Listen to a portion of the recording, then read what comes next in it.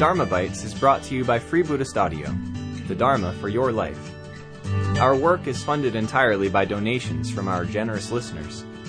If you would like to help us keep this free, make a contribution at freebuddhistaudio.com/donate. Thank you, and happy listening.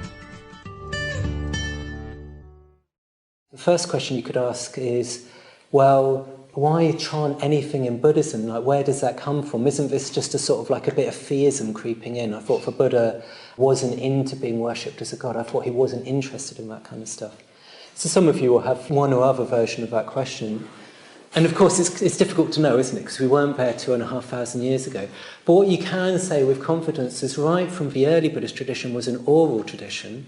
So in that respect, in that tradition, chanting things collectively was a key learning technique. So actually what we've just been doing, people have been doing for 2,500 years, where the kind of like, the more experienced guys would say, okay, we're going to learn something today. And they'd kind of chant it.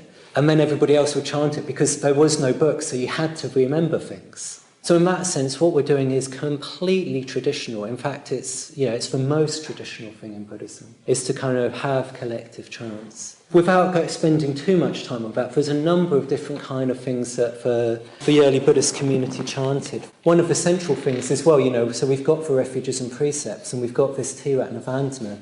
So you could say they represent statements of intent. That's the primary function they form, is this is what I'm interested in, this is what I'm trying to put into practice in my life.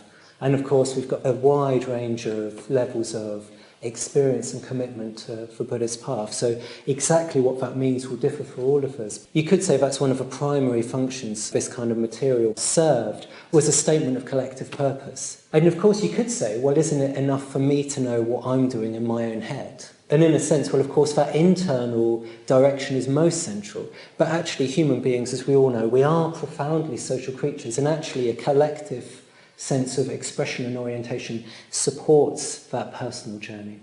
And yet, well, in a sense, if you didn't think that, you wouldn't be sitting here, because you wouldn't be part of the Sangha if you didn't think that there was any value in that. We hope you enjoyed today's Dharma Bite. Please help us keep this free. Make a contribution at freebuddhistaudio.com/donate. And thank you.